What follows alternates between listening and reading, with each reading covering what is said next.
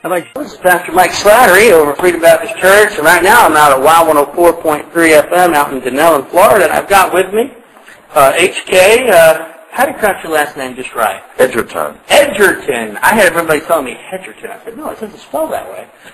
HK Edgerton. HK, where are y'all from? Y'all, there's more than one of you. Yes. Where are you from originally? Ashville, North Carolina. And there is a y'all because my little brother's here with me also. Okay, where's he at? Where's he at?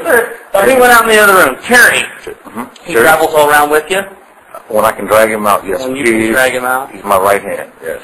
Now, you're going to be playing golf out here in a little while. You go, boy. Yeah, I hear you. I played golf for school years ago. I did, too. A while back. Thanks to Dr. Billy Graham, I played on the first black, because we had, at that time, we were an all-black high school. But thanks to Billy Graham, Dr. Billy Graham, and Dr. Robert Holsgaard, who was my first white administrator, he was a principal. And he was the first one to integrate our school, was the principal. Wow. That was his idea. Well, actually, we were coming down. I was a caddy master at a very young age, my senior year in high school. And I saw Dr. Graham getting ready to play, and because he was so famous, I decided I was going to caddy for him that day. And I was caddying for him and Dr. Robert Holsgaard, and I was coming down the 18th hole, and they both looked at me and said, "You must be a great golfer, boy, because you can caddy." And I told them how we had always wanted to have a golf team, but in all black school, we just couldn't get it. Right, sure. And Dr. Holsgaard said, "You'll have one this year." And I didn't really know what he meant. And the first day of school, I heard my name called to come to the office. And sure enough, he looked at me and said, "I told you we were going to have a golf team this year. You got one. Now you go find the coach." Was Billy Graham a pretty good golfer? He was a good golfer. He was a real good golfer. Real lean, tall, and thin. Yes. He's got a good swing. I remember his green, you talk about green, I remember his green leather golf bag. But I was amazed at the fact that Billy Graham was a very good golfer. As a matter of fact, he could have turned pro. Really? He was that good. Wow. Yes. Well, a lot of folks give up a lot of things so they can do things that are better than the things they'd like to do. I'm certain he wouldn't want to give up being the evangelist. Yes, sir. Yes. You're not in Florida just merely to play golf now and then, are you? No, as a matter of fact, I got real lucky. Harry Hurst, my real dear friend, his wife donated her golf clubs to me because I cried so bad about I didn't have my golf clubs, and my little brother didn't let me bring my golf clubs. I lied a little bit about that. But Harry was getting ready to donate his golf clubs, his wife's golf clubs, to one of the charities here. Right. He said, "Boy, you're looking at your favorite charity right here." I've loaned you mine, but they still have wooden heads. Hers have wooden, and as a matter of fact, the latest club, I learned how to play with those set of wooden heads? Yeah. I've got some wood shafts also, some old ones that I caught. I've got a Bob Jones Senior signature set. Is there any way I can talk you out of that? They're real nice. Iron shafts, real, very valuable. Too. Yes, sir, they are. I could pick them up at the yard sale for $3. You'd give me 6, I imagine, wouldn't you? I'd give you 100. I'm not going to sell those. Hey, now, Harry Hurst, he's over in the Sons of Confederate Veterans. Harry, you're over here with us. You want to say hi? Hello there. Hello there. Is that all I get out of Harry Hurst? Is a hello there? Hello. Good morning. What's your camp, Harry? Well, I'm the 8th Brigade Commander, Sons of Confederate Veterans, Florida Division, but my home camp is a private William R. Milton camp out of Lake County. Out of Lake County? Yes, sir. Okay. So you and HK, you're going to play golf this afternoon? I'm not a golfer, my wife was. You're going to be a caddy? No, sir. I'm going to be entertaining his brother, Terry Lee. Oh, okay. That's good. That's good.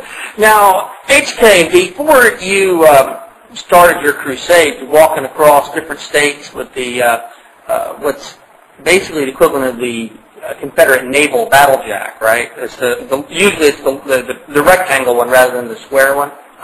Well, even the naval jack was a battle flag for the Army of Tennessee because the quartermaster couldn't get the battle flag in time, so it became their flag. I carried, when I walked to Texas, I carried the flag of Georgia because it had the Christian cross of St. Andrew, and I carried in Mississippi in honor of the Mississippians.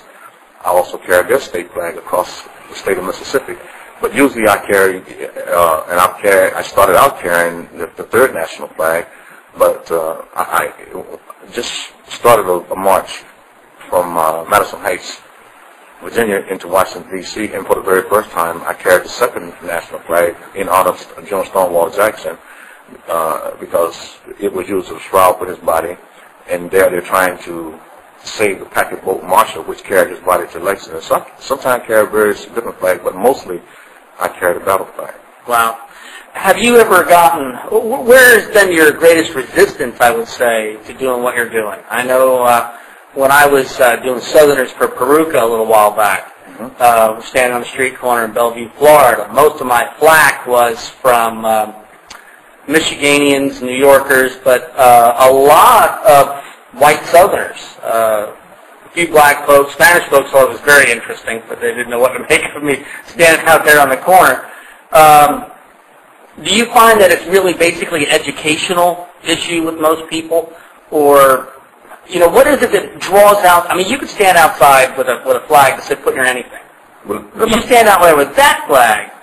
You're going to always get a reaction. It's going to be always a reaction with an exclamation mark.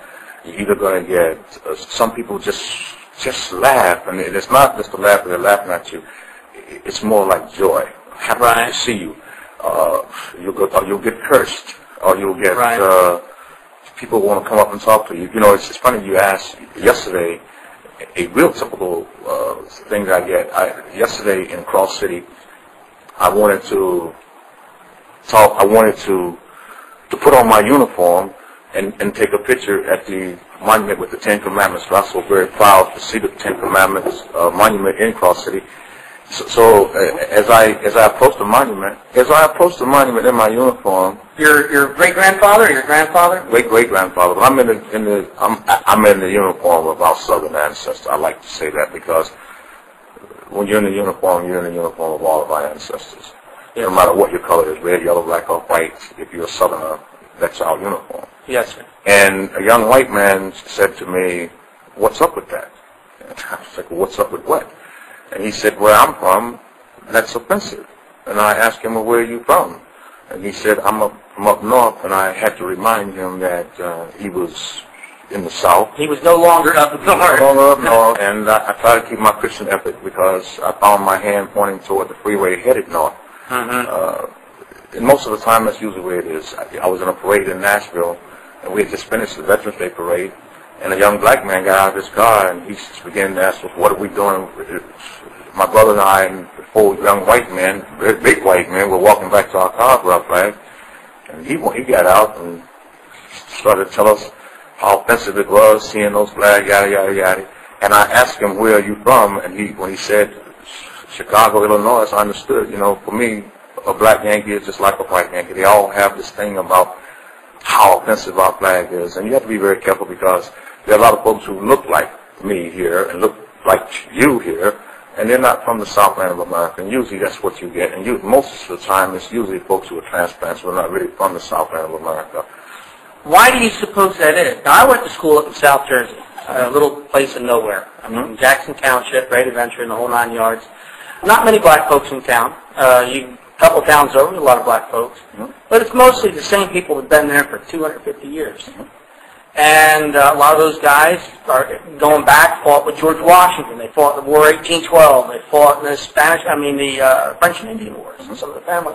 And they fought in the war between the states. I looked at some of the propaganda that was distributed back then to some of my great-great-grandparents.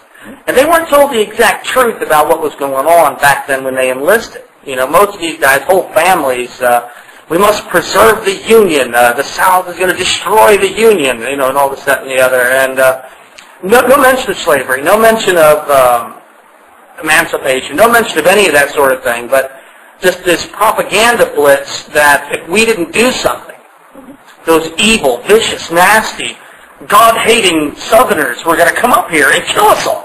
And, you know, what's part of propaganda? What you have to understand, too, and I don't have to say when I say you have to understand, I'm mostly talking to folks who really don't understand.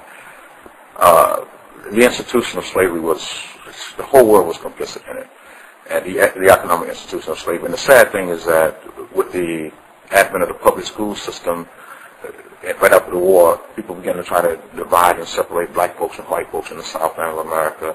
The conqueror will always write things to make himself look good. That's what Napoleon said. Yeah, I would imagine that Russia, France, Great Britain, Spain, Portugal, they must laugh at us all the time because the Christian white folks in the Southland of America have been blamed for the economic institution of slavery. But as you said, I mean, cotton was king.